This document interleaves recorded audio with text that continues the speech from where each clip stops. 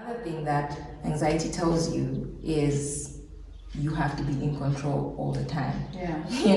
So if you're out of control, it kind of scares you a lot. A lot of people are used to like, I have to keep myself organized. I have to make sure I know what's coming tomorrow. That's me. That's everything you, right? needs to be planned out. Yeah. If I don't know it, I panic. You see? I need everything to be planned out. Exactly. Yeah. And so kind of like letting go of that control really helps you to just be calm and feel safe. And it's really hard for a lot of people. It's like, that's not natural to me. Yeah. I need to be in control. But I believe that it's good to learn to be comfortable with being uncomfortable. Yeah. Because that allows you to deal with a lot of things. It makes you more resilient. So if you're like, okay, I don't know what's going to happen. I'm out of control here, but I'm going to sit with this. I'm just going to be comfortable here, comfortable not knowing, because when the time comes, I have the capacity to respond. Because sometimes we don't believe we have the capacity to respond to the worst case scenario. Yeah. But a lot of the time, when the worst case scenario shows up, we find ourselves doing what we need to do. So it's kind of also encouraging yourself to be like, I can handle that. I can handle this. Yeah. I'm tough. Yeah. I got this. Exactly. That's just me and my Yeah. inner monologue. Yeah. Of a panic attack. How can a family member or a friend help you? Okay. So usually, it's good to let them know before. It's good if they understand that you're already struggling with anxiety so that they know what to do. Okay. But of course, just giving reassurance, being able to reassure someone and say, hey, everything will be okay.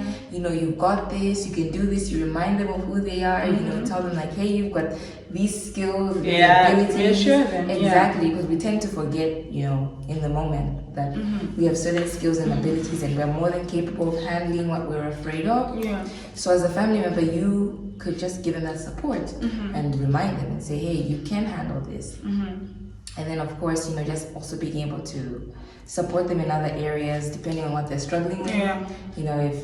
If it's a specific phobia, they're afraid of like a spider, you help them get the spider out of the room. Maybe if they're afraid of like speaking to new people, you could go with them so they could feel supported.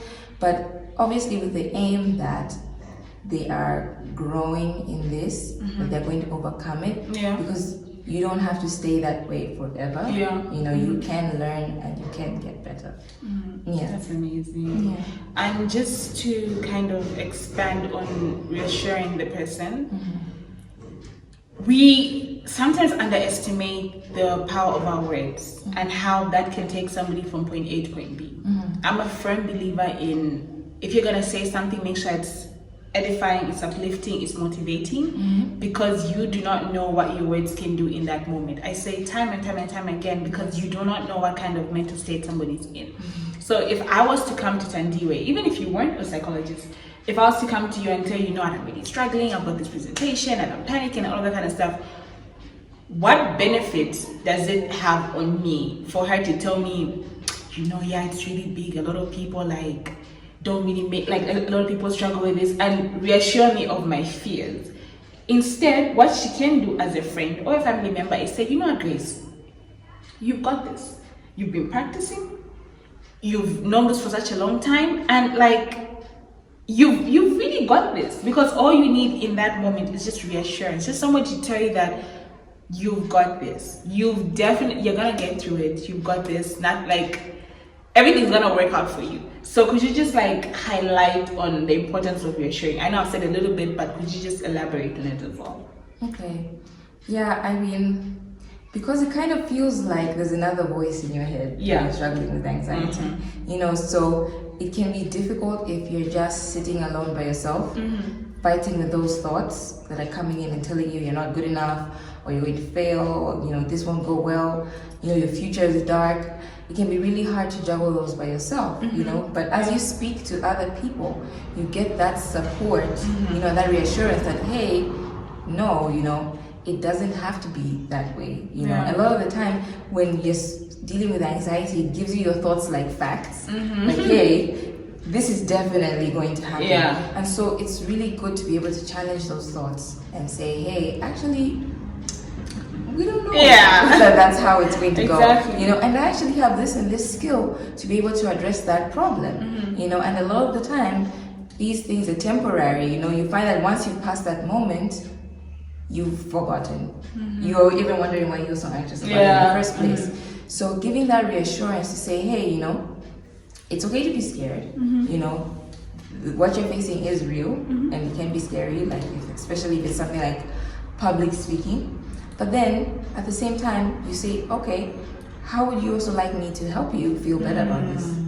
You know, how would you like me to support you? And that can also be really reassuring because they know, oh, I've got someone in my corner, you know, who's also backing me, who's also supporting me, you know, and who's also telling me that the fears that I have, you know, are not facts.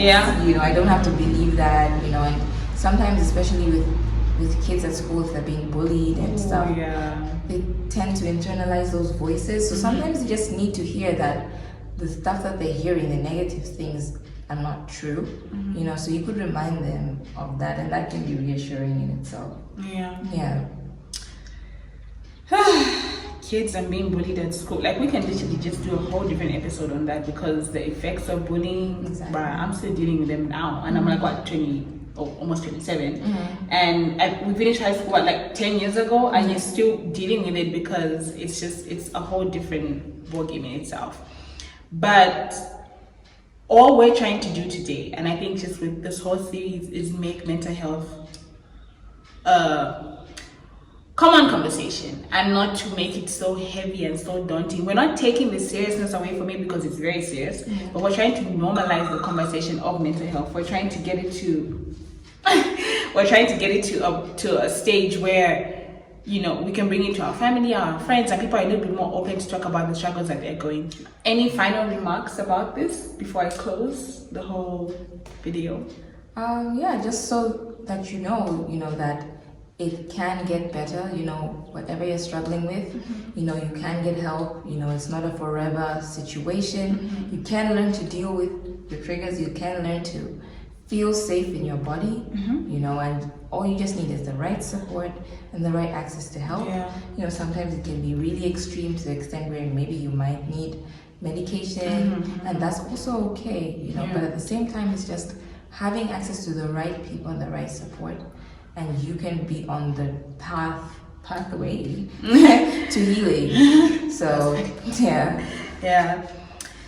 definitely. Thank you so much, Thandiwe, for another successful episode. Like, girl, your gift at explaining things is unmatched. So honestly, thank you for this. Thank you for even just committing to this. It means the world to me and to the people that are watching. So next week we'll be talking about substance abuse. That's a heavy one. And if you know anybody that's dealing with substance abuse, no matter what level it's at, definitely kind of give them this link so they have an idea of what our channel is about, and yeah, they can watch it and learn something. But for us, and today, this is the end. Thank you so much for watching. Don't forget to comment, like, and subscribe. And share as well. Share this, please share this to the world. We're trying to get this out there. So see you guys next week. Have a blessed week and God bless you. Bye.